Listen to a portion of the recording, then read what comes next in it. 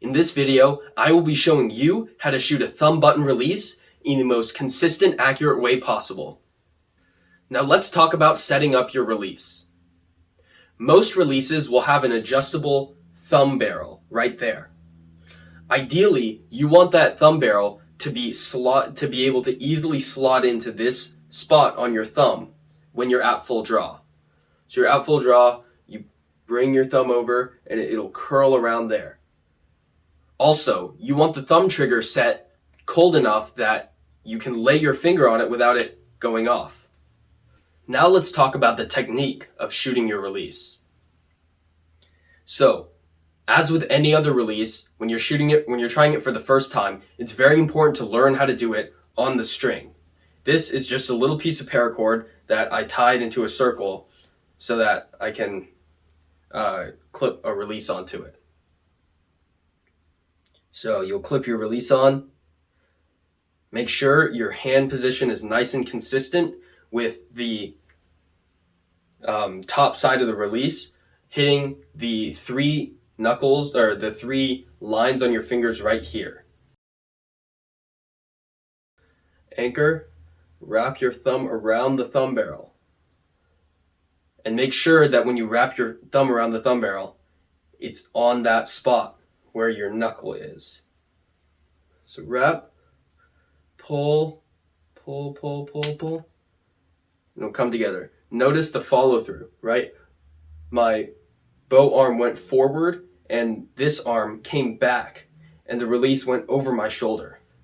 This is because the expansion movement is pulling your scapula together. Imagine trying to pinch a pencil between your shoulder blades. This enables you to use your stronger back muscles rather than, say, for instance, your rear delts or your triceps or something. This will help preserve not only the health of your joints, but it'll also allow you to shoot for a lot longer if you're using your stronger back muscles. So, I'll do it one more time.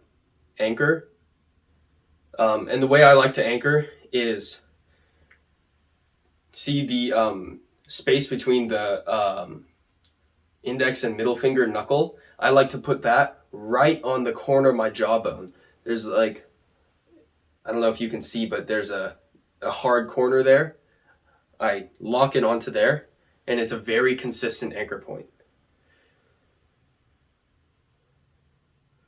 Hook, pull, pull, pull, pull, boom.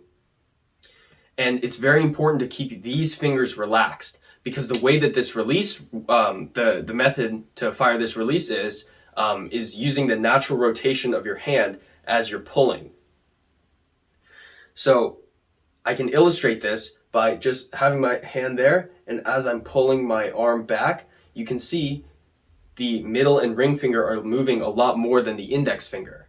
This is what fires the release, because it's turning the release into your thumb. Now that you've perfected your technique on the string, it's time to actually take it to your bow so you can get some real world practice shooting.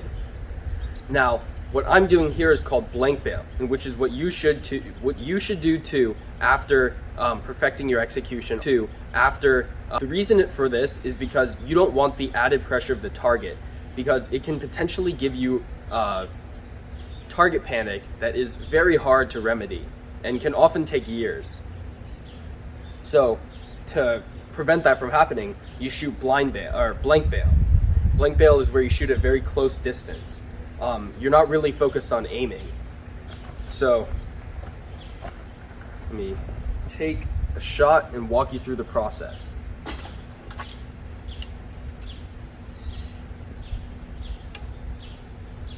A lot of people with thumb releases will draw like that or something.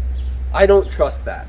You know, what if I accidentally slip and it hits the release and I miss the target or miss the buck or whatever? I'm a firm believer in putting your thumb behind the thumb trigger, right? So that there's absolutely no way you can get this thing to go off without touching the trigger on the other side. So that's just my 2 cents. But the process is the exact same as the string, except this time you're shooting. So anchor,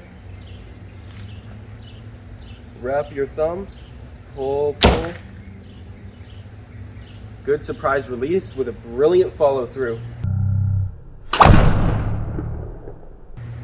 That was a perfect shot. However, if you were to start trigger punching while you're doing this, go back to the string and perfect your technique. This is an example of what you do not want to do.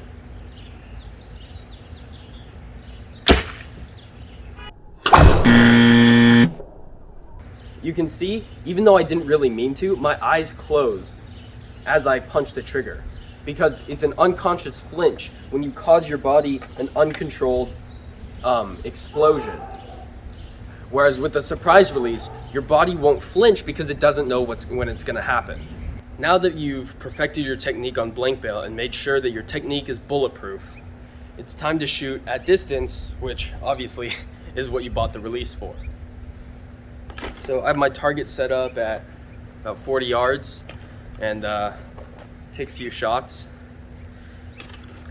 Again, if you punched at any time, go back to the string. Restart from step one if you were to punch at this stage. Draw, anchor.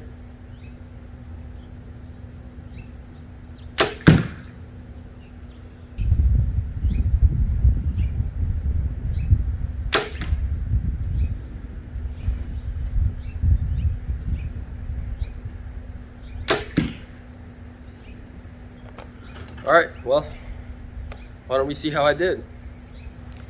Now, that's a pretty good group for 40 yards. I was just kind of walking them down onto the target. But you can see the consistency of this release. Like my first shot was this one up here, then this one was second, and then this one finally walked right onto the X. I was just aiming progressively lower and lower because my sight wasn't quite right, but you can see that there's absolutely zero left and right movement, and it was just my sight setting. So overall, a very consistent and accurate method of shooting the release. That's it for this video. If you enjoyed, please like, comment, and subscribe. And if you think any of your friends might need this video, consider sending it to them. One of the videos I have planned next is tips and tricks that I learned at the USA Archery Regional Elite Camp last week in Phoenix.